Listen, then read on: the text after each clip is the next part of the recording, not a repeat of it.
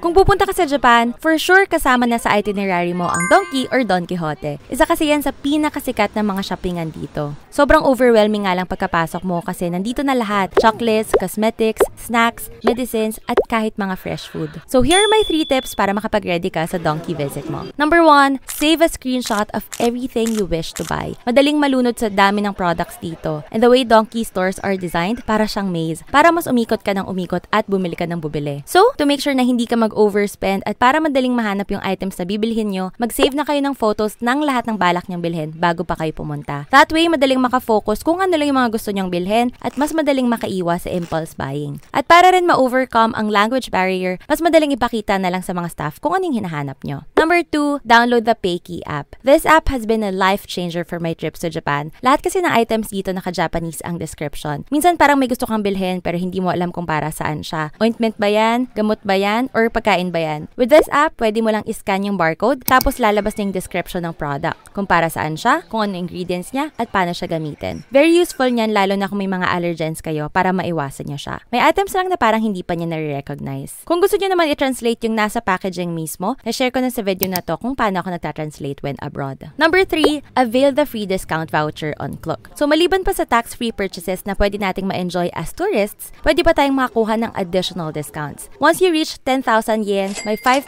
discount pa kayo. At kapag 30,000 yen pataas naman, 7% discount. Hanapin nyo lang to sa Klook, tapos bilhin nyo na lang yung discount coupon in English. Tapos, book now. Free naman yan. Then once confirmed, go to Trips, click See Voucher. Kailangan pala may internet connection kayo para ma-access yung barcode. Usually, may wifi naman sa Donkey. One-time use lang yan, kaya kung marami kayong magsha-shopping, make sure na may kanya-kanya kayong barcode. Also, if you're booking any other travel activity on Klook, don't forget to use my promo code TRAVELERKLOOK to get additional discounts. Share nyo na rin sa comment section yung mga favorite Donkey finds nyo. There you go! Enjoy Japan!